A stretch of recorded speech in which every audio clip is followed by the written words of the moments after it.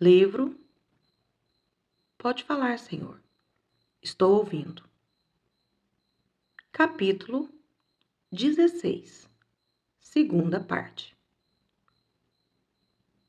Embora recebêssemos orientações assim tão claras e animadoras, tínhamos menos ânimo em outras áreas.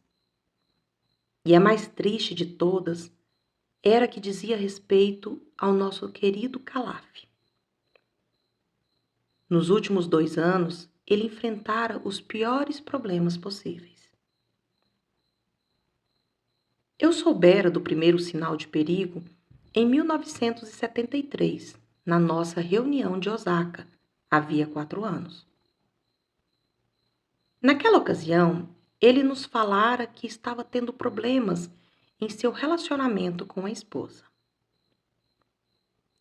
1 ano depois, na conferência seguinte, eu e Dar nos reunimos com ele a sós.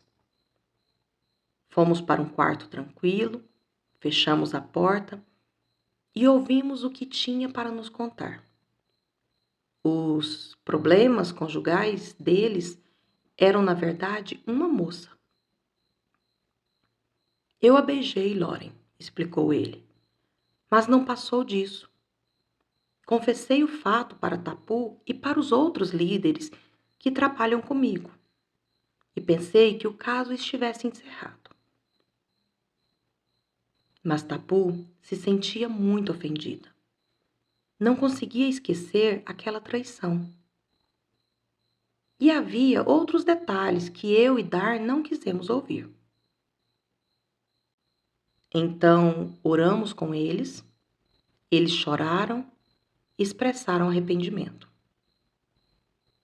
A princípio, pensamos que estava tudo encerrado e acabado. Mas havia alguma coisa que não estava certa. Não sabia definir ao certo o que era, mas sentia que ainda havia ali uma fraqueza. Tentei fazer com que Calaf e Tapu ficassem conosco no Havaí para trabalhar em nossa escola, mas ele se recusou. Não, disse. Ofereceram-nos uma casa de graça na Califórnia. Acho que vamos ficar fora do ministério por uns tempos. Vamos refazer nosso casamento. Aquilo não me soou muito bem. Não parecia correto. Por isso, preferi não insistir. Algumas semanas depois que eles chegaram à Califórnia, nossos receios se concretizaram. Recebemos uma comunicação dos pais de uma jovem com quem Calaf estava saindo. Achavam que ele e a filha estavam tendo um caso.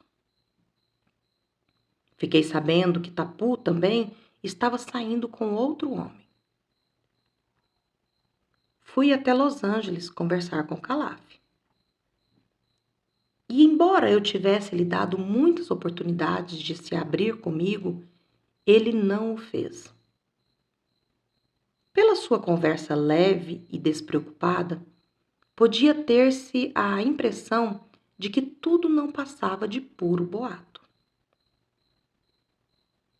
Quando voltei à Ilha Grande, porém, os pais da moça me ligaram de novo.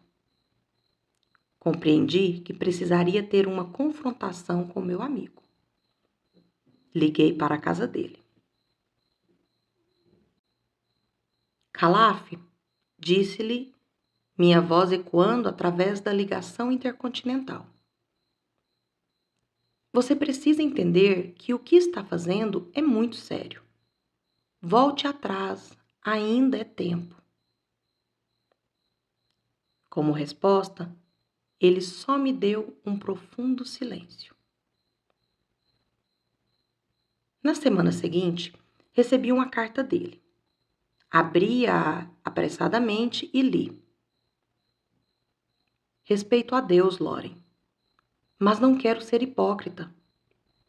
Tenho que viver minha vida. Por favor, não procure entrar em contato comigo de novo, pelo menos por enquanto. Lágrimas ardiam em meus olhos, mas eu não iria desistir. Lembrei-me de outra ocasião quando, com minha persistência, eu conseguira reatar um relacionamento rompido, quando insisti em ficar ligando para a tia Arnette, em Miami, até ela concordar em me receber. Alguns meses depois de receber essa carta de Calaf, encontrei-me com Joy Dawson e reiniciamos nossas orações em favor dele. Ó Senhor, dá-lhe outra oportunidade, suplicávamos sem constrangimento algum pelas lágrimas que escorriam por nossos olhos. Mais tarde, ficamos sabendo que, naquele exato momento, Calaf estava num bar com outros homens. Ele havia mergulhado no pecado velozmente, e todas as noites era o primeiro que começava a beber e o último a ser derrubado nas brigas que muitas vezes se seguiam. Ele passara até a andar armado. Naquela noite, ele estava no bar costumeiro, bebendo, quando uma moça veio sentar-se ao lado dele. Em meio à música barulhenta, ela começou a contar para ele que fora à frente numa das reuniões da cruzada de Billy Graham. Calaf olhou para ela espantado. Nenhum daqueles seus novos amigos sabia de seus antecedentes como crente. E a jovem falou-lhe que gostaria muito de ter permanecido firme em sua decisão de seguir a Cristo. Estou com tanto medo, Calaf, disse por fim. Sei que vou morrer e vou para o inferno. Ao ouvir isso, ele se pôs a berrar com todas as forças, superando todo o rumor e balbúrdia daquele bar. Uma frase espantosa. Larga do meu pé, Deus. Eu e Darlene voltamos a Los Angeles. Resolvéramos procurar Calaf em sua casa, com a remota chance de encontrá-lo ali. E chegamos na hora exata. Chegamos lá no momento em que ele ali fora para apanhar suas coisas. Estava se mudando de vez. Vi nele uma dureza que eu nem conhecia. Itapu? Indagamos. Ele continuou a arrumar as coisas.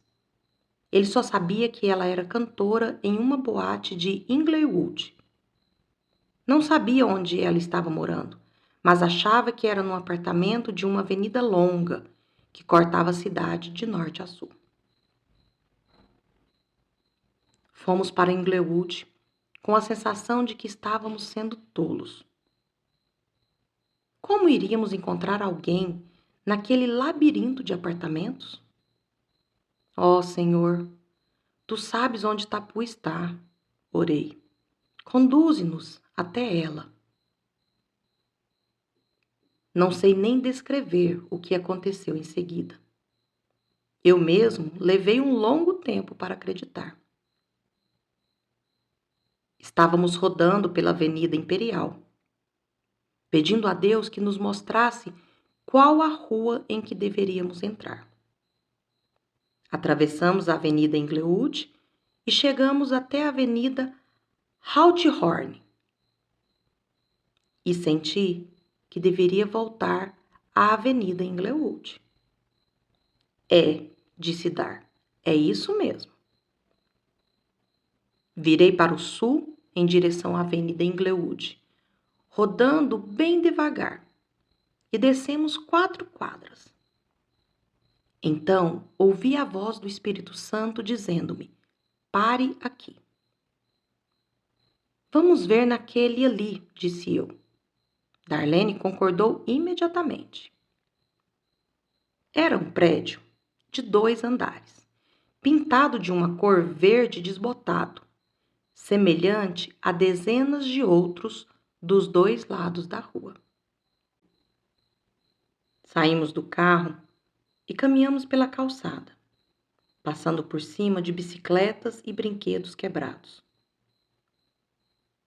Perguntamos a uma meninazinha e ela respondeu que sim, havia uma senhora que correspondia à descrição que eu fizera e que morava num apartamento no segundo andar. Subimos as escadas e batemos à porta. Tapu veio abrir a porta, fechando o roupão. Os olhos dela se arregalaram quando nos viu e deu um passo atrás. Como foi que me encontraram? Entrem, mas não poderei conversar muito tempo. Tenho que sair agora. Conversamos com ela e suplicamos que reconsiderasse seus atos, mas foi inútil. Então tivemos que ir embora, depois de uma conversa de 5 minutos, ali, de pé na sala. Na semana seguinte, Joy Dawson sentiu que deveria escrever mais uma carta para Calaf. Mais tarde, viemos a saber que ele a recebeu um dia antes de uma festa que ele ia dar. Uma festa com drogas e tudo o mais. Calaf pegou a carta de Joy na agência do correio, levou-a para o carro e abriu-a ali. De repente, Deus começou a falar-lhe. Ele o ouvia com seus ouvidos físicos mesmo e começou a transpirar. Calaf, disse-lhe Deus ternamente, a vida cristã é muito difícil. Só existe uma coisa que é mais difícil que ela: uma vida sem Cristo. O preço que você paga para me seguir é muito inferior ao que você paga para não me seguir. Imediatamente, ele foi a uma cabine telefônica e ligou para mim.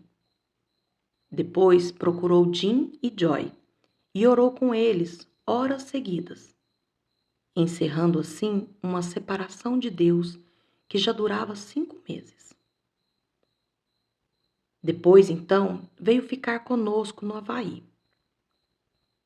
Senti que ele precisava de um tempo para se recuperar. Com meu apoio, ele começou a estudar na Universidade do Havaí, que ficava do outro lado da ilha. Em suas horas de folga, ele trabalhava com paisagismo. E daí a pouco, o negócio já havia se desenvolvido grandemente. O fato é que nunca fazia as coisas pela metade. Certo dia, quando veio visitar-nos, disse-me que achava que nunca mais estaria no ministério cristão. Se Jesus me perdoar, já é o bastante, falou.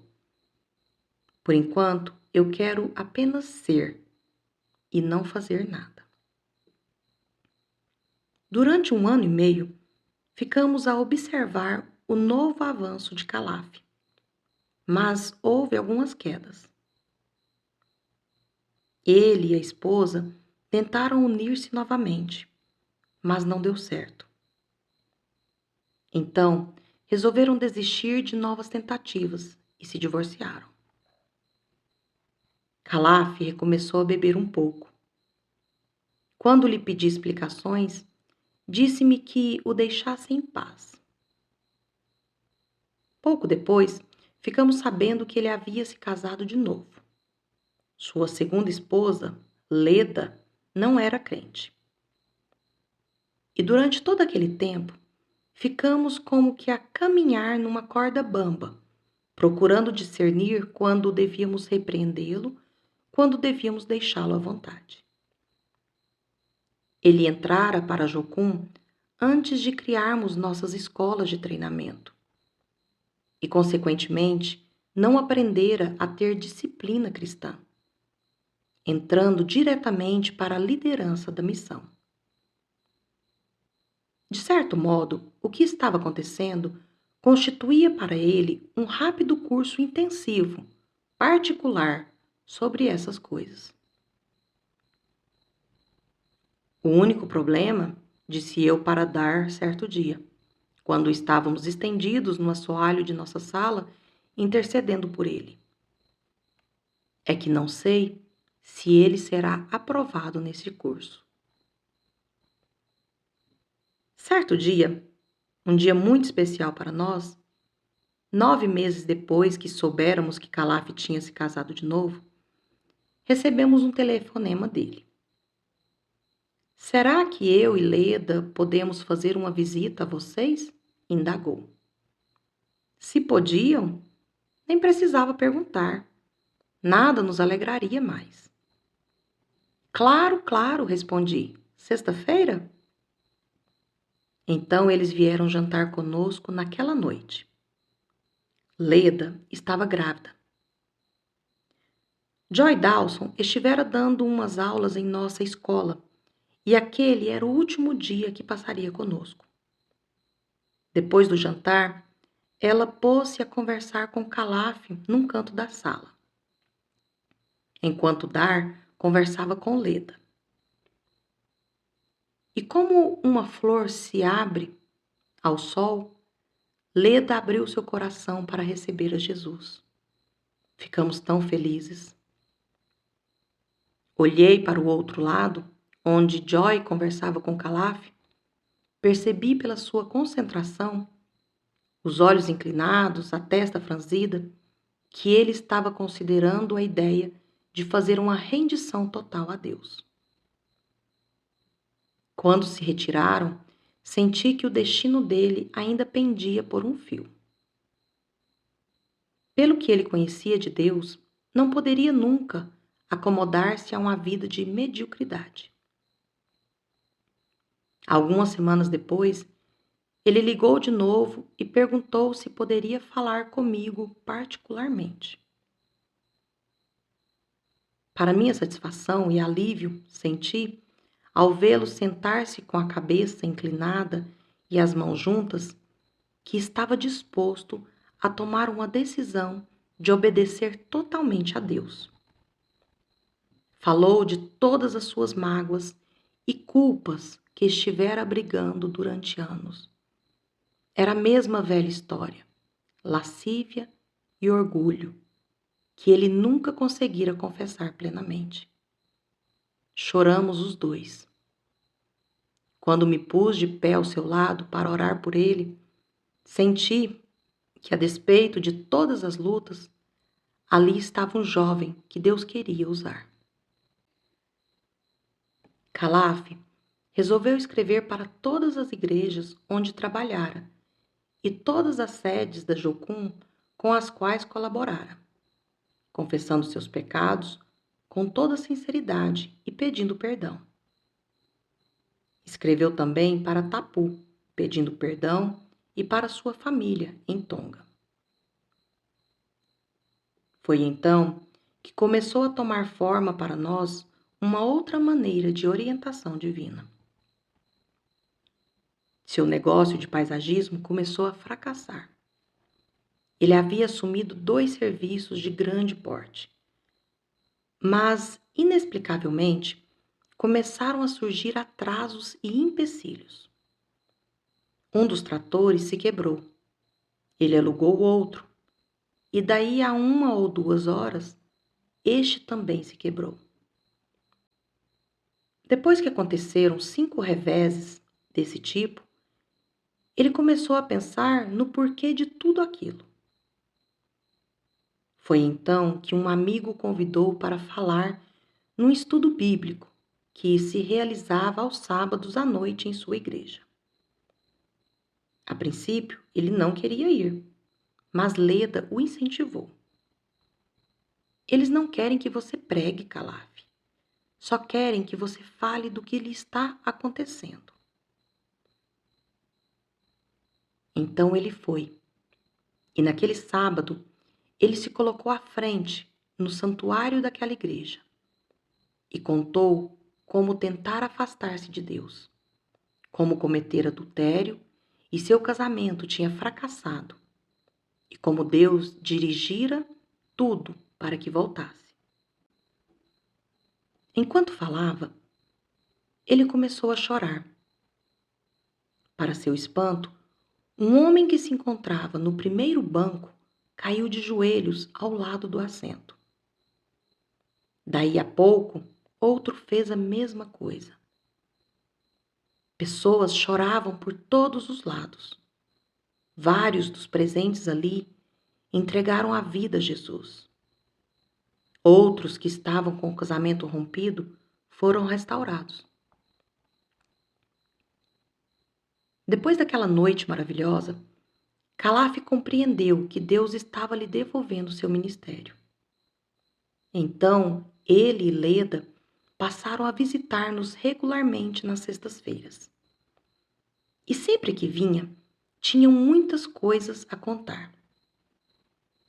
Afinal, Calaf compreendeu a mensagem dos tratores quebrados e abandonou o negócio. Então, ele e Leda passaram a viver do que Deus lhe fornecesse.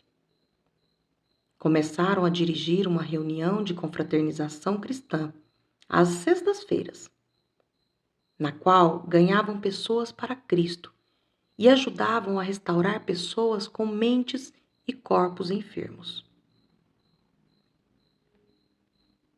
Eu tinha tido muitas dúvidas quanto ao ministério de Calaf, por causa de seu divórcio e novo casamento. Mas ficou claro para mim que, embora Deus não tenha incluído o divórcio em seu plano para nós, isso não é um pecado imperdoável, já que ele restaurou o ministério de Calaf. Se o critério para se ter um ministério cristão fosse estar perfeitamente no centro da vontade de Deus, quantos de nós teríamos condições para isso? Mas felizmente, mesmo quando fracassamos, Deus não retira seus dons e chamada.